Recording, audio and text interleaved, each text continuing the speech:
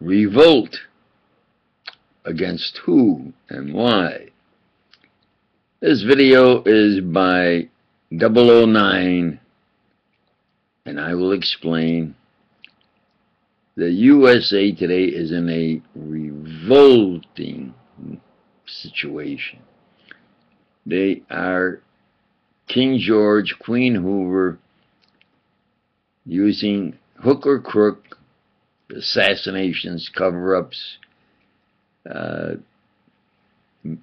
grand theft, robbery. They have taken over the government since Eisenhower. And Eisenhower said the main concern for the U.S. to be the U.S. is that the shadow government doesn't control, because he's seeing them even control him, and etc. So that's what has happened. We have an illegal president. Let's be honest. He was not born here. We have an illegal president, and the deals they made in order for him to get that position, it's corrupt. It's corrupted. So our system is corrupt from the top down. Absolutely. And King George Bush says they were connected to royalty in London and England, you know, so therefore they should govern here. And then there's J. Edgar Hoover, a woman hater, a fiendish fellow, assassin, cover-up artist, robber, grand theft artist, pedophiliac. And so you have the King George, Queen Hoover, not democracy, hypocrisy. That is laughable. Obviously they have a circle conference at a table, and they decide, well, Doc Castellano, if he gets his money and exposes the crimes, we don't want that, so we got to keep that covered up. So they appropriate or get money that by far, I would be forced to accept and either stay here or go somewhere else. But they are going to do it their way, by genocide against my father's family and me and my family. And what can I do about it? Well, of late, what they want to do is 24/7 constantly have you involved in their gyrations that they set up, frame-ups, or you try to force to pick the lesser of two evils, or they can say you're anything, and then between themselves they must write, I said this and he said that, and glowing reports of how good they're doing. That way they keep getting money, and those who are higher than them get the money, and then when they go up to the top of the inside top circle jerk, oh, well, yeah. And they know they're lying between themselves. And it's laughable, the gyrations. They are doing this, they're playing with themselves. So they have become expert masturbationists in Hooverism. Well, my motto is upward and forward. Really, upward and forward. And I was presenting 007, but then I got disgusted.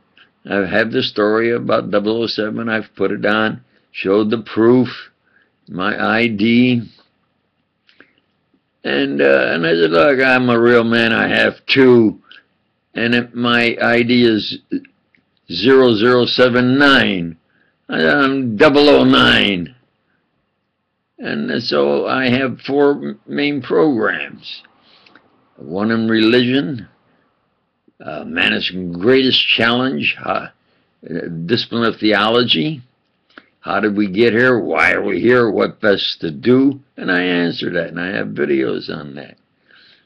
And then, so Preacher Doc Universal Pure Christians, Not that I or we are purer than anyone else. We have the clearest, thus purest, comprehension, realization, explanation, and presentation of Christ being here on earth. Then I have Doxy PhD Company, in which I have proved beyond any doubt to detail that I invented the Xerox, capital Xerox, photoelectric copier. It's a multi-billion-dollar corporation now. So I should be really a billionaire, not a millionaire. The story of, yeah, you know, I should be a millionaire. No, I should be really, it's my work. I'm a billionaire. But they have forcefully taken my science and inventions. And they're going to keep me, try to keep me anonymous and covered up. So I demand justice, constitutional rights, bill of rights, civil rights, you know, and honors, and of course, financial compensation. So now, but this is 009, in which I talk to you girls and I say all girls are beautiful by nature. Absolutely. But I have to mention the situation of why I say revolt. We have to revolt against the revolting situation. They are revolting against the laws of God and man, the Constitution, Bill of Rights, Civil Rights. You understand? We have to revolt against their revolting situation they have forced on us. They're revolting against the laws of God, man, and the Constitution, like I say, Constitution, Bill of Rights, and Civil Rights. Now, as 009, I present, most important, I say, safety. Why? Well, you know, that's most important, I think. And I explain why you should be careful. And you say, well, there are now girls who work in the intelligence field. But the directors are in charge, are appointed by who? By the fella that they helped by hook or crook get into office. So naturally, his first duty is to keep him to get reelected. You see. And so you say, well, yeah, but I can take care of myself. You know, you're an expert maybe in firearms and judo and jiu-jitsu, defense and so. Yeah, but Hoover, they experimented my brother to death. Then they showed me a woman they experimented to death. And then they purposely let me pass by. Now this is a true story. A young man, I'm on duty as a security officer. And this young man comes up to me and, oh, he looks everything in perfect appearance, clothes. And I said, well, this is a guy who really wants to be a security officer. Most of them take that because they want to become a policeman or a sheriff or a highway patrol. So he says, I would report to you. And I said, okay, good. And we got talking. Where are you from? He says, he tells me this, my hometown. Uh-oh, this is a setup. They've got this man like I was young, and he's going to be a super patriot, super policeman-like. And I said, well, you look great, but you have to be careful, especially in these tough neighborhoods of L.A. If you stick out too much, they kind of maybe don't like that. You have to be kind of like a regular guy and size up what the situation is. So he relaxed a little and so forth. Well, then, what they do is they use these fellas in a situation where they get them to make a mistake and they, I think, drug them. Because all of a sudden it comes out that they're suspecting somebody knows because they can listen in on the police radio and so forth and go where they're not, and there are girls being raped and killed. Wow. Could it be this fellow flipped? They gave him drugs and he flipped? So I'm with an FBI agent they got to make sure the big fella is a faggot. Though he's like in charge, and I have to be with that fella.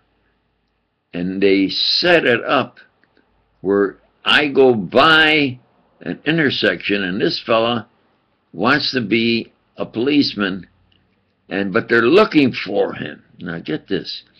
He's in the middle of this intersection directing traffic in his uniform, and I pass by and I got my window down. Yeah. And that faggot passed by this man where when he looked at us and I passed by him, he was only inches face to face. And I said, hey, that looks like, and he looked at me and he put his hand up. Shh, don't say anything.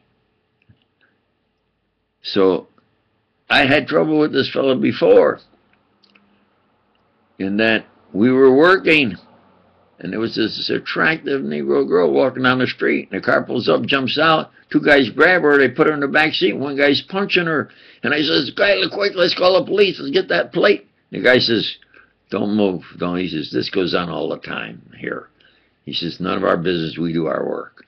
That's this FBI faggot fella, you see. Now with this guy, they waited until he went up to Oregon and killed 2 students so they could film it and have absolute proof he was a murderer. That's J. Edgar Hoover. Now there's a girl called, her name, a lady, FBI agent, still is, I think, Colleen Rowley, C-O-L-E-E-N, Colleen, R-O-W-L-E-Y, Colleen Rowley, the Colleen Rowley website or blog, and over an hour video, she says all the crimes they tried to kill her, and she barely survived. Over an hour of video of absolute proof.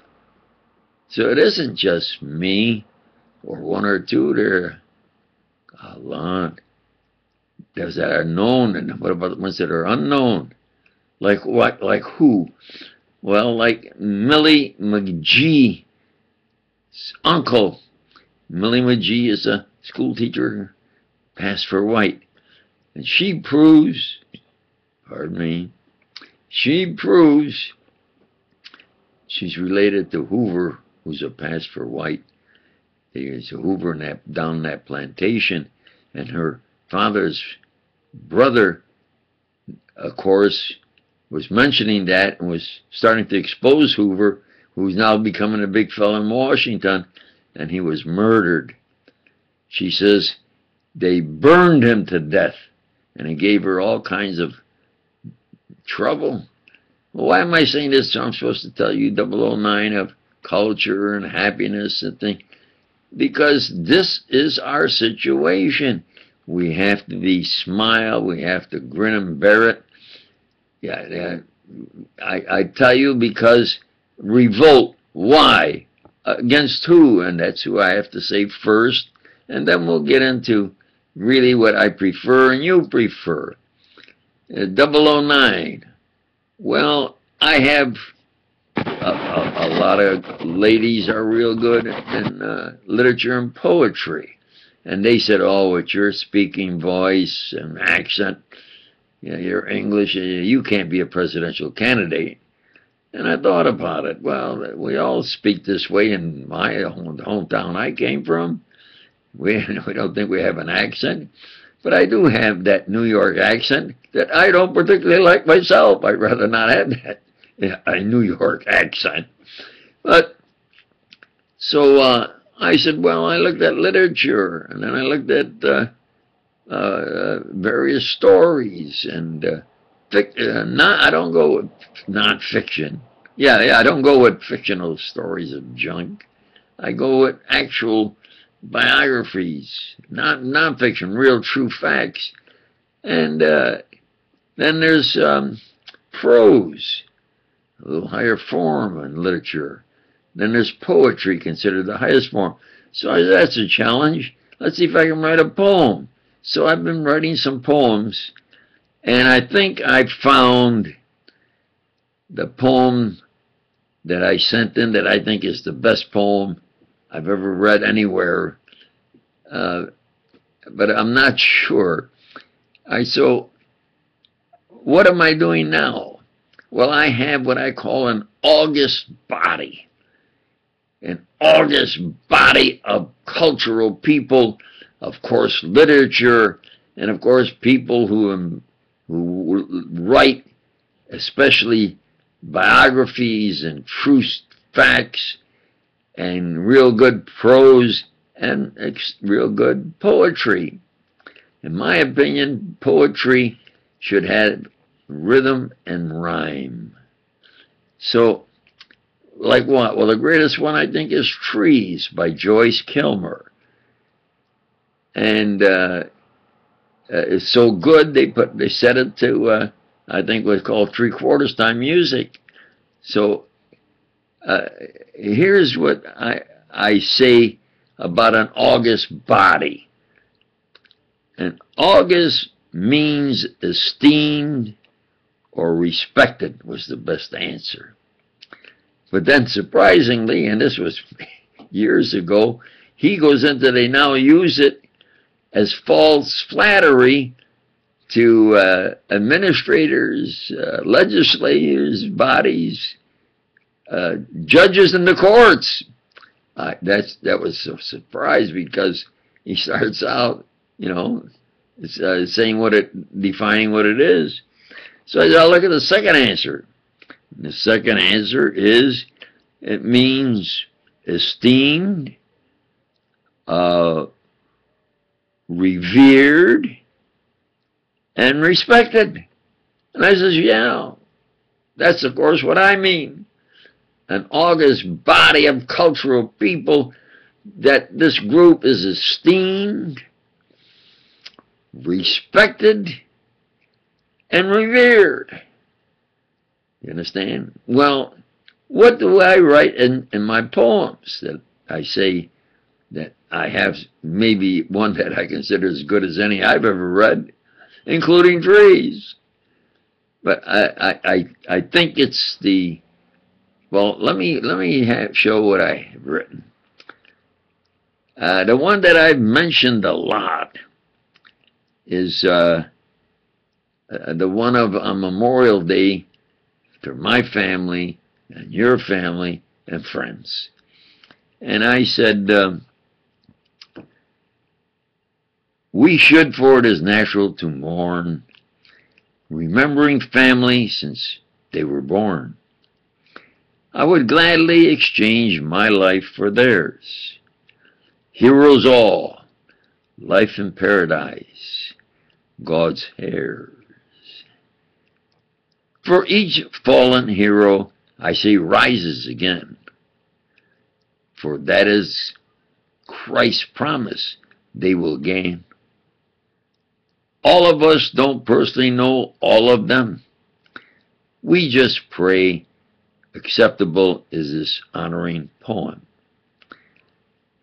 Then I have a little bit of humor in that all the plagiarism in science, including Newton, of Galileo's work. So I wrote, there once was a man at college who sat under a tree to impart knowledge. An apple did fall and forced him to recall, I'm Newton, a student at the university, who is studying the latest natural philosophy.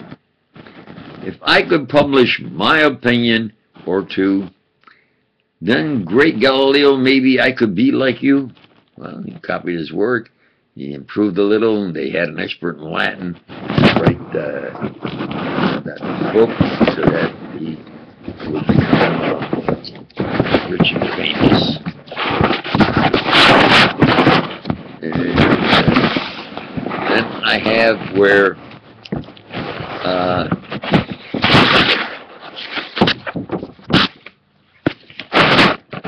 okay, I think I found the poem. Or then I had this and I doubled it and sent it in. The title is Poems. Now this is a contest about poetry, poems. My title is Poems. Poems are composed for you and me. I'm going to say it and explain it and then say it again. I think that I shall never see. Starts out that way, 7 words. And I have poems are composed for you and me. And possibly for all the world to see. They are art and beauty with words that rhyme. And possibly they can be set to 3/4 time. You understand? I am basing that on the thinking, the rhyme and rhythm of considered the greatest poem of all time, Trees. I have always dreamed that I could write a poem that millions, well, many thought bright. At year's end my verses get tossed like a useless toy. A poem, if I could write one for all to enjoy. I think that's the best poem I've ever read anytime, anywhere. They never answered. Not even answered. Now, do you understand?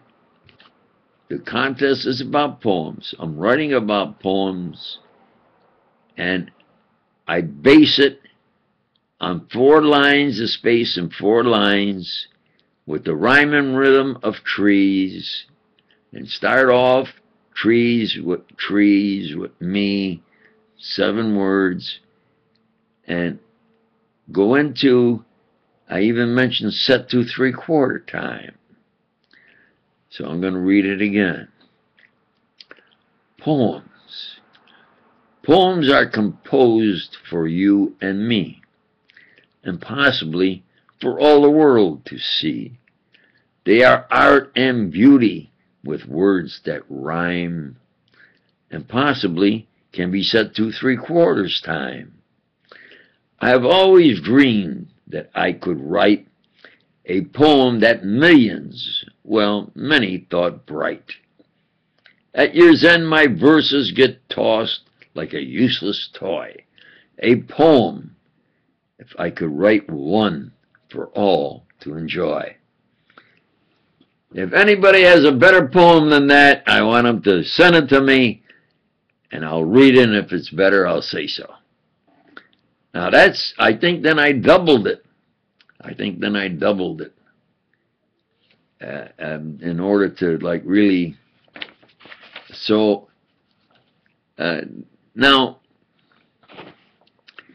a poem that I've submitted 3, and the first one I submitted to show quantity and quality was Thoughts of Travel. As I look far out over the sea, ships pass whose directions appear to be ports for Paris, Berlin, Athens, and Rome, vacation lands that are far, far from home. I pledge to travel by next year, I say, but when it is time, my bank account is at no way. I hear slogans and jingles of how to travel, but those later payments plus interest are tough to unravel. One of these years before I'm too old, I'll take my chances and be bold.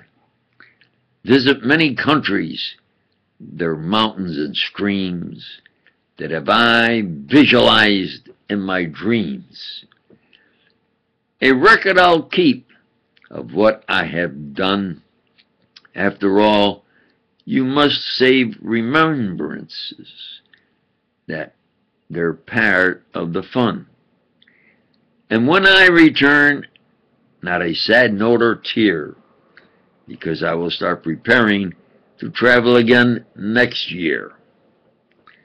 Now, those two plus a third poem called Beauty, and that's the one I want to read to you girls. I submitted, didn't even answer, because I think they were told not to answer.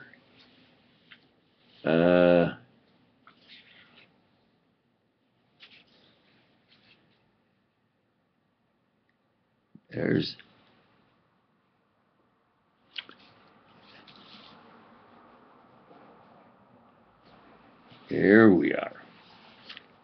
009 to all you beautiful girls. And all girls are beautiful by nature. Absolutely. Beauty. When I look at a lady, what do I see? Is it attraction or is it beauty?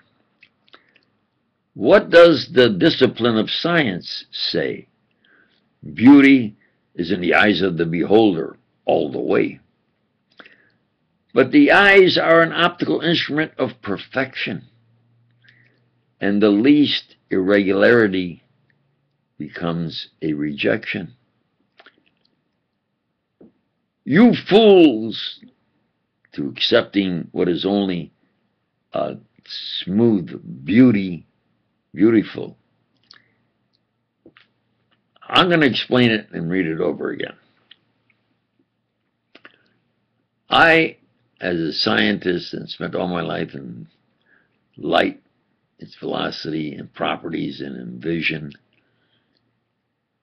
are saying that the eye is an optical instrument, and it gathers light when light is radiated in wavelengths so small that there is, like, I think 7 million per centimeter, and each little wavelength, if it hits any kind of an irregularity, doesn't continue or bounce smooth, it is like rejected. It hits an angle.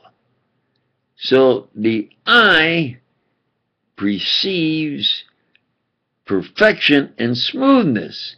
So in Hollywood, they get girls that are smooth features so that they're photogenic. That's attraction by your eyes. It is not beauty to say, oh, this beautiful girl, this beautiful girl, this beautiful girl. No, that's an attractive girl. And if she has blonde hair reflects light more than any other color. So it's more noticeable, do you see? No, so that's the background of attraction. And I'm writing beauty. What is beauty? Beauty. When I look at a lady, what do I see? Is it attraction or is it beauty? What does the discipline of science say? Beauty is in the eyes of the beholder all the way. But the eyes are an optical instrument of perfection, and the least irregularity becomes a rejection. You fools, I'm talking about my eyes, you see. You fools, to accepting what is only smooth and as beautiful. Better that you were plucked out than not be dutiful. In other words, just automatically say that girl's beautiful. No, she's attractive. You see. And then there was the fact of a saint, they say, plucked her eyes out, which I don't believe in harming your body someplace, and gained new eyes. Yes, I'm not sure. But I bring in the fact, better that you were plucked out than not to be dutiful. You see? So their duty is to see, and to see as what is as smooth and as bright, that reflects light as there is. Can't you see what is best for thee? See, you fools, better you pluck your eyes out than not be dutiful.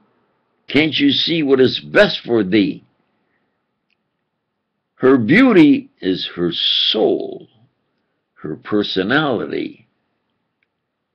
So beauty is the girl herself, her personality, who she is.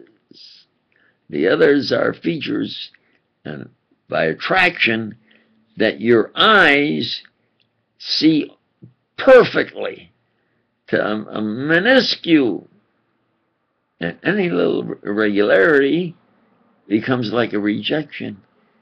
But that's smoothness. That's photogenic.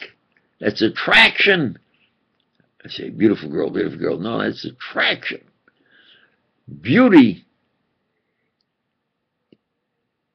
is but her personality, who she really is.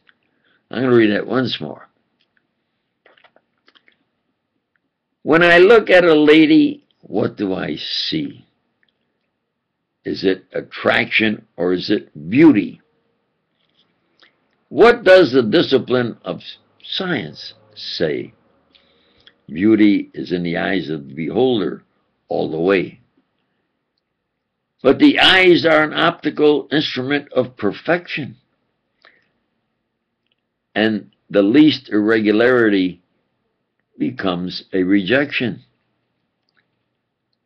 You fools, to accepting what is only smooth as beautiful.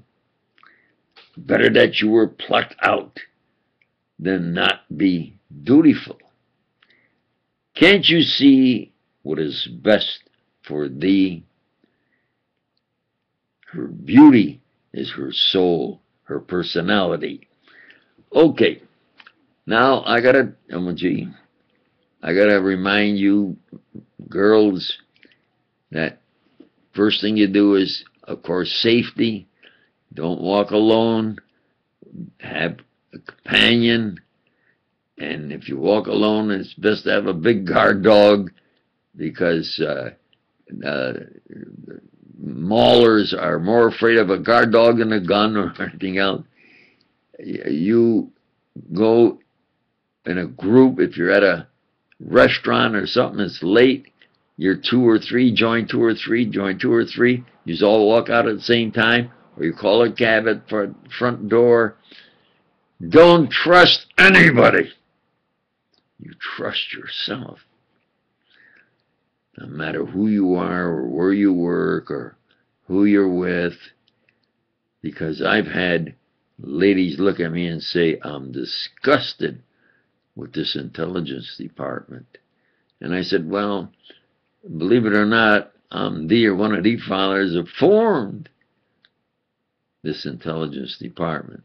Maybe I can put a go. She says, nah. She said, I'm just going to move out. I'm just disgusted.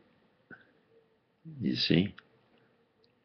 And there's, like I see, Colleen Rowley and others. The Colleen Rowley blog, you read that. But 009, probably tomorrow, he's going to get back into the swing. I was saying alphabetically a girl's name and then mentioning a song written with her name. If there was 2 in there close, I mention them. Oh, like what? Oh, like Marie. when I was doing my science, and I'd do it all night in the morning, the sun would come up, and then I would get invigorated, and I'd sing, Marie, the dawn is breaking, Marie. And at times I studied the words and tried to croon the tune. And the best, though, is Ezio Penzo with that great voice, South Pacific. And I studied the lyrics, and when I was young, I tried to imitate Bing Crosby. And there was a great singer who said, he never gets a cold, and why he never missed a performance, use a little garlic. He says that keeps you from getting this cold or sore throat. And that's what I would do. And this evening, with a little garlic, I memorized Some enchanted evening, you will see a stranger, you will see a stranger across a crowded room. I'll try it again. I don't think I hit a note, but I hit every note. To my surprise, I've never done as good since then. Some enchanted evening, you will see a stranger, you will see a stranger across a crowded room, and fly to her side. I'll try once more. Yeah, you follow up the whole tape. Some enchanted evening, you will see a stranger, you will see a stranger across a crowded room, and fly to her side. I don't know, when I play it back, I'll see if it's that too darn. I'll have to do the whole tape over again. And with that, I say, yeah, all you beautiful girls are beautiful by nature, and have fun. God bless.